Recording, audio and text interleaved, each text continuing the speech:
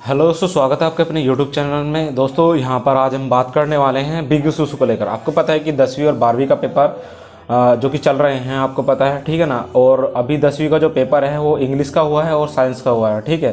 Science का और English का जो पेपर हुआ है उसके अंदर बच्चों का जो सबसे ज़्यादा हार्ड पड़ा है, इंग्लिश का पेपर तो बढ़िया गया है। सभी बच्चे मुझे कमेंट करके जरूर बताएगा कि इंग्लिश का पेपर आपका कैसा गया है, ठीक है। अब हम साइंस की बात कर लेते हैं कि साइंस के अंदर बच्चों को बहुत ज़्यादा इशूज़ हुए हैं। कैसे इस तरीके से इशूज़ हुए हैं कि किसी का पेपर बहुत ज़्यादा हार्ड रहा है, कोई क्वेश्चन जो है जो कि प्रैक्टिस पेपर से भी और असेसमेंट से भी बाहर आया है, ठीक है। पहले सीबीएसई ने बोला था कि सारे जो क्वेश्चंस हैं और पूरा पेपर जो है इसी के अंदर से आने वाला है, लेकिन अब यहाँ पर क्या हुआ है कि कोई भी ना तो क्वेश्चंस आया है साइंस का लेके और ना ही कोई पेपर जो कि कोई क्वेश्चन जो है प्रैक्टिस पेपर के और असेसमेंट के दोनों से अंदर से नहीं आया है, ठीक है। बच्चों के साथ तो बहुत सारे बच्चों ने रोकर भी यही कहा है कि सर हमारे साथ जो है बहुत बड़ा खिलवाड़ किया गया है सीबीएसई द्वारा। और सीबीएसई ने जो किया है ना, सीबीएसई अभी तक बिल्कुल सामने नहीं आ रहा है, ठीक है। सीबीएसई सारे बच्चों के साथ यही चीज़ कर रहा है। और 12वीं अगर मैं बात कर लेता हूँ तो आपको पता है कि फिजिक्स का पेपर हुआ है अभी, ठीक है। फिजिक्स का पेपर होने वाला है और जो कि कंप्लीट होगा, ठीक है। उसके अंदर बहुत सारे बच्चों को रोना पड़ा है, क्योंकि किस वजह से रोना पड़ा है, क्योंकि उन्होंने जो तैयारी की थी ना उस अनुसार उनका कोई भी वहाँ पर क्वेश्चन नहीं दिया गया है। सारे क्वेश्चंस बिल्कुल अलग तरीके से धर दिए सीबीएसई ने, और सीबीएसई ने कह दिया अभी तो कोई भी जवाब नहीं दे रहा सीबीएसई। हम भी रिप्लाई कर सकते हैं, सब रिप्लाई कर चुके हैं, लेकिन सीबीएसई किसी भी तरीके का कोई रिप्लाई करने को तैयार नहीं है, ठीक है। अब मैं आपको बात कर लेता हूँ कि आपको पता है कि 12वीं वाले बच्चों ने अब की बार पहली बार पेपर दिया है। क्यों दिया है? क्योंकि कोविड था। आपको पता है कि पिछले साल कोविड था। कोविड के कारण बच्चे यहाँ पर पेपर नहीं दे पाए थे, ठीक है। बोर्ड पेपर नहीं हुए थे, सिंपल पेपर हुए थे जो कि ज़्यादा हार्डनेस नहीं था।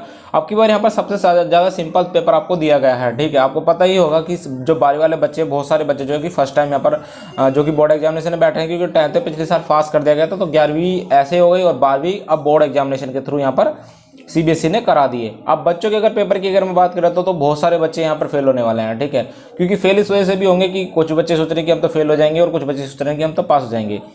अब अगला पेपर आपको पता है कि 12th का कौन सा होने वाला है। 12th का पेपर जो है मैथमेटिक्स का होने वाला है। मैथमेटिक्स का पेपर जल्दी आएगा, तो उसको लेकर बच्चे सोच रहे हैं कि हम फेल होंगे या फिर पास होंगे उसके अंदर भी, ठीक है। क्योंकि सीबीएसई ने सारे रूल्स चेंज कर दिए हैं, ठीक है। जैसा बच्चे सोच रहे थे वैसा नहीं आ रहा है, अलग ही तरीके से सारा पेपर बनाया जा रहा है सीबीएसई द्वारा।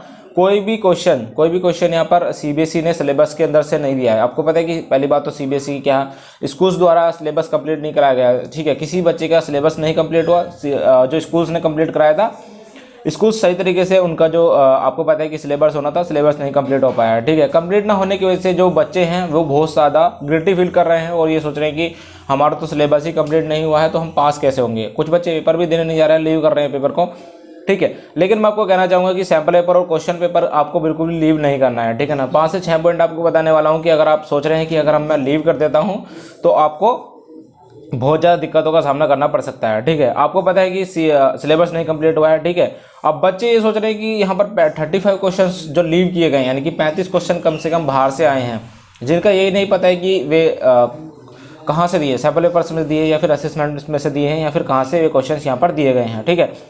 अब एवरेज स्टूडेंट की बात करता हूँ तो एवरेज स्टूडेंट ये है कि वे सोच रहे हैं कि इनका क्या होगा। और दूसरे जो बहुत सारे स्टूडेंट ऐसे हैं जिनका जो कि पॉइंट पर ही पास होते हैं, ठीक है। जो पॉइंट पर स्टूडेंट पास होने वाले हैं वे तो फेल ही हो जाएंगे, ठीक है। पास तो होने वाले नहीं हुए, ठीक है। इसी को लेकर सीबीएसई भी तक कोई भी जवाब यहाँ पर नहीं दे रहा है, ठीक है। अभी को पता है कि बहुत सारा सिलेबस था जो कि स्टूडेंट ने कंप्लीट नहीं कराया गया।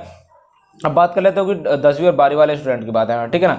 अगर 12वीं वाले स्टूडेंट की अगर मैं बात करता हूँ तो बहुत ज़्यादा आपको उनका पेपर यहाँ पर हार्ड पड़ रहा है। क्योंकि हार्ड इसलिए पड़ रहा है क्योंकि ना तो असेसमेंट में से आया है, ना ही सैम्पल पेपर में से यहाँ पर कोई भी क्वेश्चन यहाँ पर सीबीएसई द्वारा दिया गया है, ठीक है। अब बात करता हूँ थोड़े से पॉइंट्स के बारे में अगर हम बात कर लेते हैं तो आपको क्या है कि 10वीं वाले बच्चों की अगर मैं बात करता हूँ तो आपको पता है कि कोई भी क्वेश्चन उनका प्रैक्टिस पेपर में से नहीं आया है, ठीक है ना। और ना ही क्वेश्चन पेपर में से उनका कोई भी क्वेश्चन आया है, ठीक है। अब बच्चे सोच रहे हैं कि हम प्रैक्टिस पेपर और क्वेश्चन पेपर दोनों ही लीव कर देते हैं और कहीं और से तैयारी करने चला था। लेकिन बच्चों में आपको एक छोटी सी बात बता दूं कि यही सबसे बड़ी चीज़ है, ठीक है। क्वेश्चन पेपर और सैम्पल पेपर ही सबसे बड़ी चीज़ है। अगर आप इनसे तैयारी नहीं करेंगे ना तो आप फेल होने के चांसेस आपके और ज़्यादा बढ़ जाने वाले हैं, ठीक है। आपको इन्हें लीव नहीं करना है, यानी कि क्वेश्चन पेपर और सैम्पल पेपर को आपको लीव नहीं करना है, ठीक है।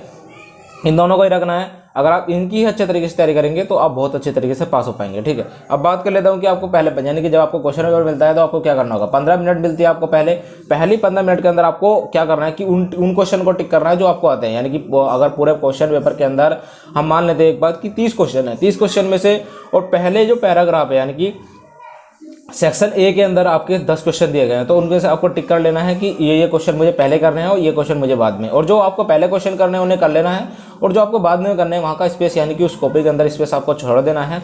अगर आप ऐसा करते हैं ना तो आपको बहुत ज़्यादा मतलब फेल होने के चांसेस आपके कम रहेंगे, पास होने के चांसेस आपके थोड़े से ज़्यादा बढ़ जाने वाले हैं।